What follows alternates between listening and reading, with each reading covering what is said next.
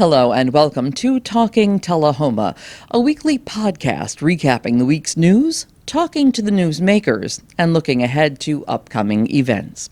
I'm Kelly Lepchinsky, and today I'm talking to the Executive Director of the South Jackson Performing Arts Center. After the interview, stay tuned to hear about events that are on tap in the weeks ahead.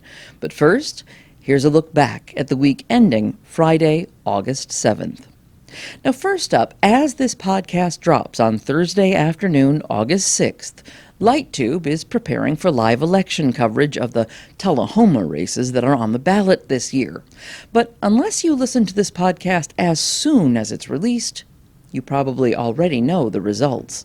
Now, if you are listening to this before the polls close, you can watch as the results come in live on our YouTube page, TUA LightTube. 3 aldermen and 4 school board members will earn their respective seats tonight, but the results won't be certified until later this month. And at the end of this month, you'll get a chance to take a look inside the all-new Tennessee Oncology Center on North Jackson Street. The medical center is hosting a community open house from 5 until 7 p.m. on Monday, August 31st. Tennessee Oncology treats nearly half the cancer patients in the state, and the new Tullahoma facility opened on its 3-acre campus on Monday. Also on Monday, the Tullahoma test pilots brought home the Volunteer State League Championship. The pilots defeated the Columbia Jumping Jacks Monday night at Grider Stadium to end a season that got off to a slow start but went hypersonic at the end to capture the championship trophy. Now, moving from test pilots on the ground to unmanned rockets in the air, some students in grades 8 through 12 gathered this evening, August 6th, for a different kind of flight competition as they prepared to meet their coaches and team up for competition rocketry. Tonight's gathering was the team information and recruitment meeting, so if this is the first time that you're hearing about it, you can find out more online at thegatheringplacetn.org. And there's a good chance that this is the first time you're hearing that. So, what is the Gathering Place? Well, it's a new hands-on after-school opportunity for children who love to build, dance, design, act, or explore. The Gathering Place of Tullahoma has set up shop in the historic Wilkins Hayes House on Northeast Atlantic Street for fall classes that begin on September 1st. Now, the business bills itself as a community enrichment and family ministry center, and rocketry is just one of the programs available. There are also competition dance teams, a backyard theater, flight school, and full-build robotics. To find out more right now, you can visit them online, but next week you can get all the details right here when I sit down to talk to founder Shauna Yancey. And in a similar vein, I'll be sitting down very soon with the executive director of the Hands-On Science Center as that organization prepares to celebrate its 36th year as a nonprofit STEM center. The birthday bash celebration is set for Saturday, August 15th, starting at 9 a.m. I'll be right back. Some connections are better than others, like connecting with nature or reconnecting with an old friend. Connecting with the ball, and connecting with a cause. At LightTube, our goal is to help you stay connected, not only with lightning-fast internet and local support, but by advocating for those better connections. Stay connected to the people in your life. Sign up for LightTube today. Welcome back. Now, earlier in the podcast, I referred to Greg Gressel as the Executive Director of South Jackson Performing Arts. But when it comes to the arts in Tullahoma, Greg actually wears several hats. So many that there's not just one easy way to refer to him, not when he's out of the context of any one of those environments. Greg has been a Girl Scout troop leader for 2 decades. He's been on the board of the South Jackson Civic Association nearly as long, and that position earned him a spot on the Tullahoma Arts Council. And then most recently, the South Jackson Civic Association agreed to take the much-troubled Tullahoma Fine Arts Center under its wing. Now, as you can imagine, a conversation touching on all of those topics took a little bit longer than our average interview. And so I've broken it into 2 parts. And because we talked about some timely things that are happening at South Jackson and the Fine Arts Center right now, that's where we're going to start, as Greg tells us how the performing arts and the fine arts came to meet under the South Jackson umbrella. It was an ongoing desire that the arts community work stronger and closer together. And these are your 2 major nonprofit entities. And by the way, they are 2 separate entities. The Tullahoma Fine Arts Center still has its own separate EIN, its own separate 501c3. All that was kept in place because there's just more opportunity that way for it. And it is the board of directors serves both organizations. So just kind of like the city goes, they dismiss a meeting and go into beer board or whatever else board they might need to. We do the same thing. Gotcha. The board of directors dismisses that meeting, goes directly into a Tullahoma Fine Arts Center meeting and conducts that business. At the time that the takeover, so to speak, happened, there had been no activity out of the Fine Arts Center, and a lot of questions and a lot of concern from the community. And we were at a place that we were willing to do it. And when I approached the board, it was not something that we just said, "Oh yeah, we'll do that." I mean, it was conversations. I had worked really hard in mapping it out, because underneath the same umbrella in most communities our sizes and even much larger than us, like places like Murfreesboro and much bigger cities, the visual arts and the performing arts are underneath the same umbrella. Maybe not be in the same roof, which we're not, but the same umbrella company that works with them, and that is their mother company, so to speak. And so I had done all of that homework, kind of laying it out of what this would look like, how it looks like other places, what we could make it into, and so forth. And it just seemed like the natural expansion to our footprint for South Jackson, and it allows us to work even closer together. And we tried over the years, and it had worked fairly well in trying to do some things together, but leadership was just not. It was a struggle for the Fine Arts Center.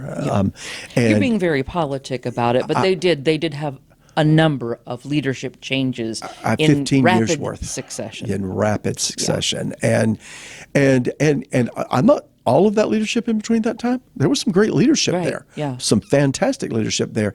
It's just the way that it all transpired. It was just really a struggle for them, and we knew that if we ever lost the Fine Arts Center, we'd never get it back. If the city of Tullahoma ever lost it as an entity, we'd never get it back, not in that magnitude. And we're a city of 21,000 people, but to have a performing arts venue with a main stage and seating of 450 plus, to have a fine arts facility in our town, shot off the interstate, boom, there. I mean, and we're kind of becoming this regional hub. Tullahoma is, with all the surrounding counties and stuff.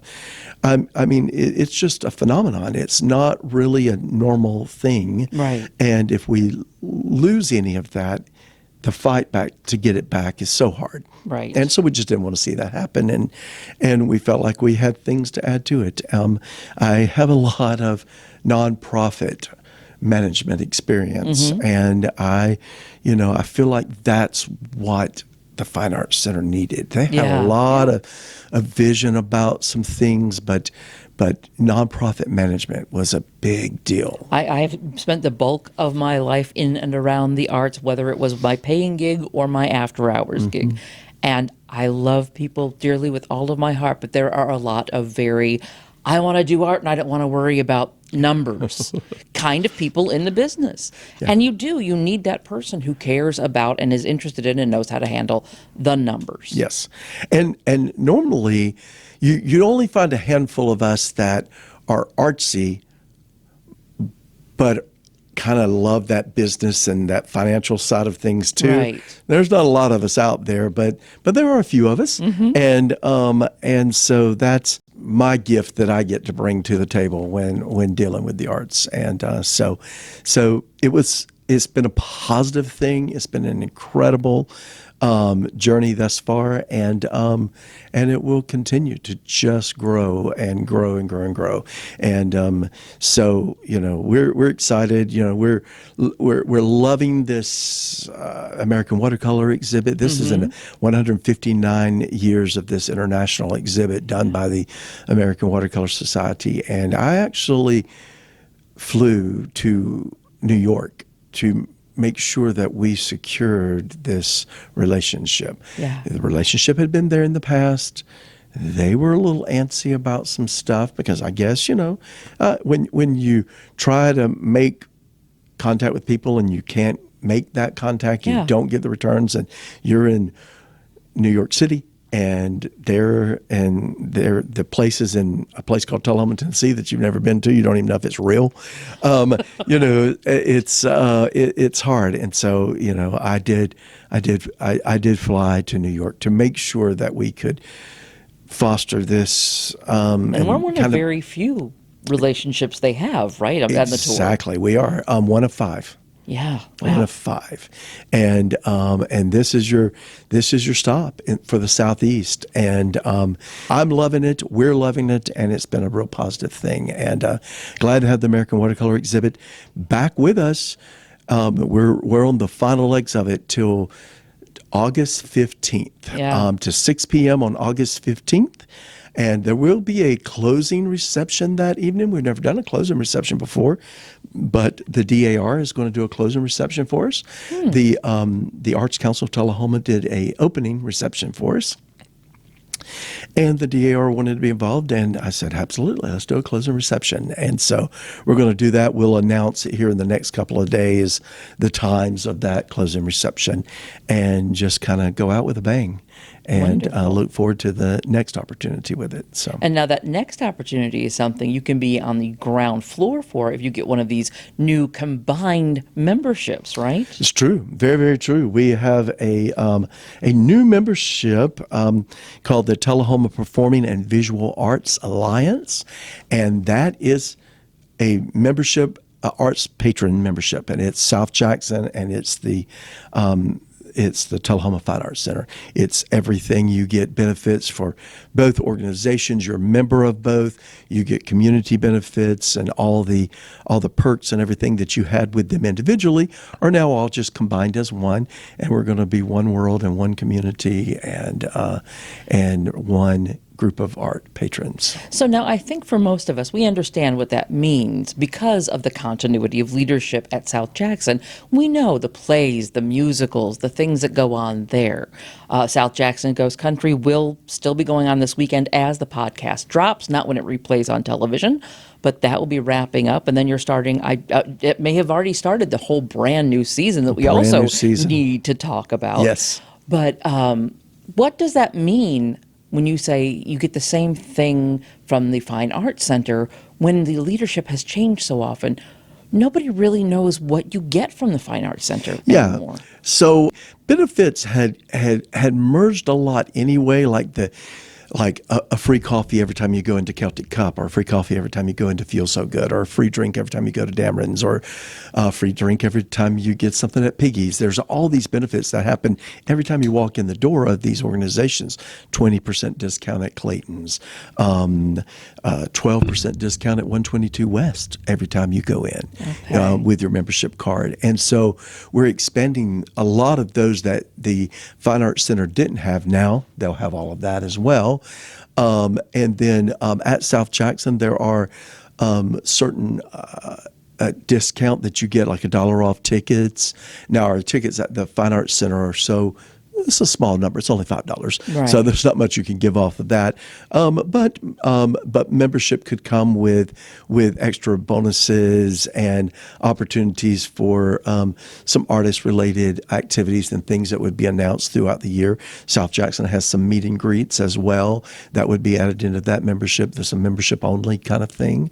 So it's a real win-win for both organizations, but probably pulling a little more people closer to understanding better what the Fine Arts Center is, and having that membership gain some of the benefits that the Performing Arts Center has worked to. And I guess that's kind of what I was leading to, because, for example, sitting in front of us right now, we've got the brochures from South Jackson, which say, here's the season, here's the shows, here's the dates those things are happening, because the rights have to be secured, and all this has to happen so far in advance that you have to have all that plotted out. But for such a long time, for the Arts Center, it's been a matter of, before South Jackson, it had to be renovated, but under other leadership, is it open today? Is it not open today? Is there anything in there? So that sort of same communication doesn't happen a full year out in advance in the same way it does in the theater. It does not. But we will get closer to that understanding as we book things out further out. Mm-hmm. We'll have the ability to really put those kind of things out there. If we know in April we've got a photography exhibit that's going to be in place, you'll know in April that a photography exhibit is coming, and you'll know those hours. Eventually, we will want to get to a place where we can have someone there that's keeping the center open for a regular set of hours, but right now is exhibit by exhibit. Right. Or class by class. I was about to ask, I didn't want to put you on the spot because there might not have been any plan, but classes are still part of the... Lots of classes part of the repertoire, and probably the first regular class that's going to come out is a stained glass class. We're looking at some Bob Ross style classes, some acrylic art classes. And these are adults. These are adults and youth classes, and there'll be some sip and strokes for adults. Nope. But then some fun classes for the kids. We just finished our art camp, which went extremely well with our young people for the summer. And so that's our second art camp to do, because we had just taken over at the beginning of last summer, and we couldn't even do it at the Arts Center because the building was not, we couldn't bring the people in yet. So we did it at South Jackson, of course, under the Fine Arts Center's name. But yeah, so lots of that's happening. One phenomenal opportunity that just really fell in our lap. Lynn Pratt, she is the winner of the gold medal winner for the top piece of art that was chosen in this juried selection of the American Watercolor exhibit. Her piece is hanging right now at the Tullahoma Fine Arts Center, and she is from Vermont, New England area, and didn't get to go to the one in New York, is going to fly here to see it in Tullahoma. Wow. She has some friends here in Middle Tennessee area that she's meeting up to do some other things with, and I'm like, so I message her and I say, okay, Lynn, that'll be wonderful. We're so excited to have you. But would you consider doing a master class while you're here? And she said, oh, I would love to. I do master classes quite often. And so she's doing a master class with us on the 15th and the 16th of August. I think there's one spot that has come available that is open. And but the class has been full for a little while. It got full quick because you don't have this opportunity every day. And so an artist of her caliber coming down, and she's doing a watercolor class. It's a 2-day class. I think it's 6 hours on Saturday and 5 or 6 on Sunday. And that's all one class. And she all art levels, from if you think you're a novelist and a beginner, or if you think you've kind of got some skills and you want some tips, everything in between. Wow. And that's amazing. So that's really her thing and what she's doing for us, and an incredible way to kick off your classes that you're going to be offering by having a master artist of her caliber. Yeah. And so honestly, I love exhibits. I love having big numbers of people. I think opening day of the watercolor exhibit was about between 210 and 240 were there that night. Wow. And I love it. Space, that's impressive. I love it when it's full like that, but I absolutely love these classes because I think arts education is going to be the future of the arts, and the future of the arts is very important to me, and that's why, you'll see me at shows at high schools and other different shows and stuff, supporting at Motlow, supporting arts education, because I think that's extremely important to the future of the arts. And if you're not educating them, if you're just entertaining people, which is extremely important, but if you're not educating, then where's your future?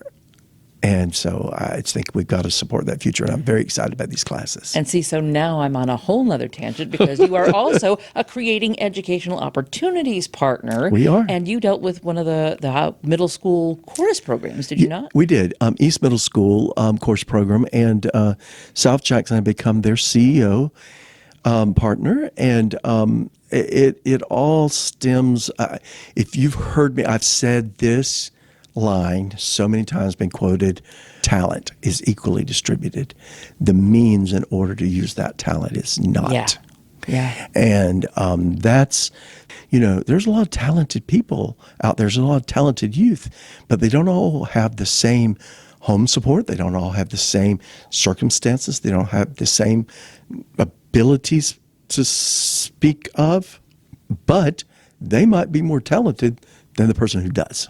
Yeah. And I think if you've got the talent, we got to find a way for you to use it. And so a lot of it stemmed out of that. My daughter has moved back to Tullahoma as a teacher in the school system. And without going into great detail, there was a situation that had happened with a individual that was had a panic attack and couldn't go out on a performance stage because they weren't dressed the way everybody else was dressed. Right. And if you know anything about, going to these big Christmas concerts and stuff with the school, they try to, it's all black and white or this or that, the other. Well, a lot of our systems have gotten to the point where they're able to have formal outfits, but East Middle School could not.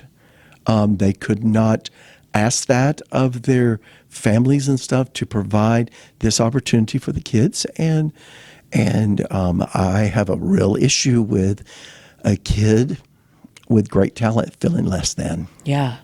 And that's a great angle to come at the and because that's not true, and we can find a way to fix that. Yeah. And so when I presented this whole opportunity and some scenarios to my board, probably not a dry eye there that night as we talked about what can we do, because, middle school is the time when if they don't develop that skill, that gift that they have, it'll never happen in high school. No, they will right. leave it. They will walk away from it. And then what happens if they don't do it in high school? It doesn't happen in college.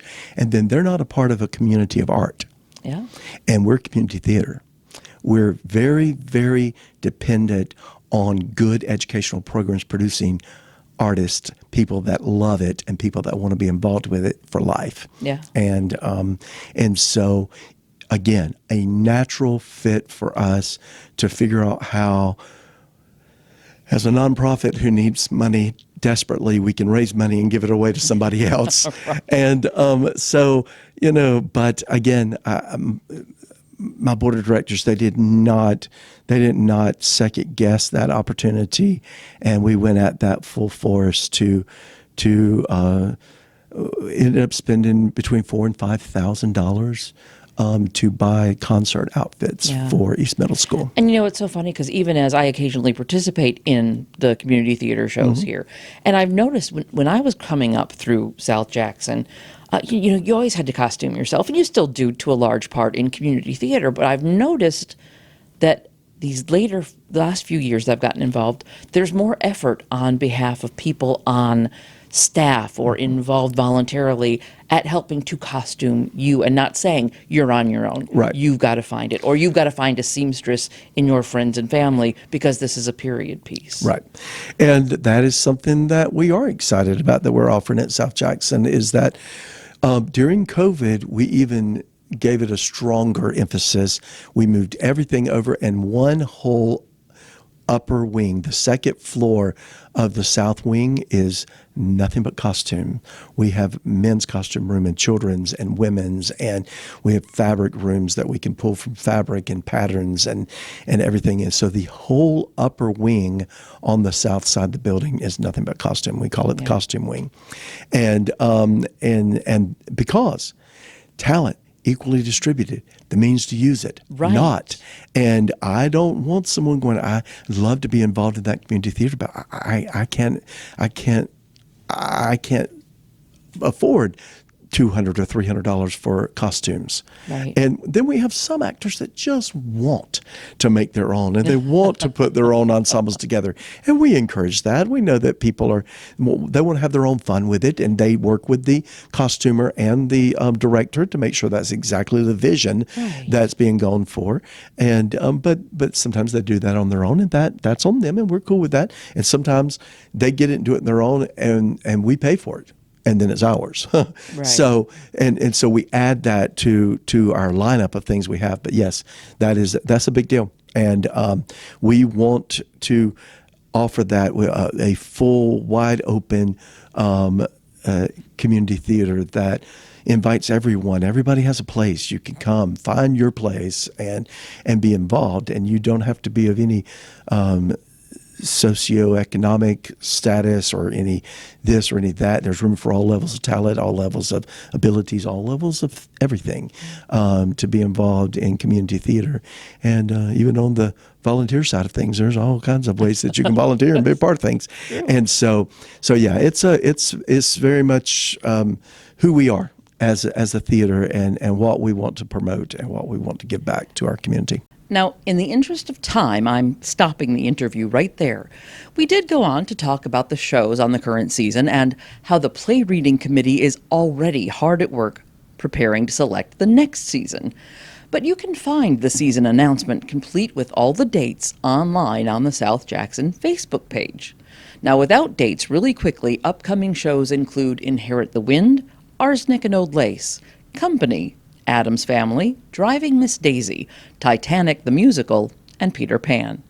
You'll hear about each of those plays right here on the podcast as they either audition for actors or prepare to take the stage. I share upcoming events at the end of this podcast each week. Now, I don't usually share events that are happening in the same weekend that the podcast drops because you might not listen to it in time to get somewhere. But this week we had a request from the Coffee County Senior Citizen Center, which is hosting its annual yard sale this weekend. It's a fundraising event, and the center is still very much in need of additional funding, so be sure to stop by the center that's right across from the D.W. Wilson Community Center to search for treasures and help a good cause on Friday or Saturday, the 7th and 8th. The sale is open from 8 until 4 each day. And now with that, let's move a week or two ahead to take a look at what's happening. The VFW in Tullahoma will host its end of summer craft fair on Polk Street on Saturday, August 15th. The free event begins at 9 a.m. and everyone is welcome. Now, if you want to make a day of treasure hunting, you can get an earlier start in the Heights Avenue area of Tullahoma, just off West Lincoln Street. There's a neighborhood yard sale out there that starts at 7 a.m. Then you can wrap up your evening on the 15th with a night of comedy at South Jackson. That is, if you can still find a ticket for the highly popular stand-up performance by Darren Knight. His Southern Mama show begins at 7 p.m. Now, the first home game for the Tullahoma Wildcats football team is set for Friday, August 28th. Join TUA and First Vision Bank at Fraser McEwen Park on the day before the game to meet the players and cheer them on. The annual tailgate party starts at 3:30 on Thursday, August 27th. Bring the kids straight from school, and the first 200 or so can pick up a free t-shirt and have it signed by the team. And that's what's happening. Thank you so much for joining me for this edition of Talking Tullahoma. If you've got a story or an event that you'd like to share on the podcast, call and leave me a message, 571-7186, or email news@lighttube.net. I'll be back soon with more of what makes Tullahoma tick. Until then, you can listen to Talking Tullahoma on Spotify, Apple Podcasts, and Amazon Music. New episodes drop on Thursdays. Please like and subscribe. For the video version, follow us on YouTube. Just search for TUA LightTube. I'm Kelly Lepchinsky. Catch you next week.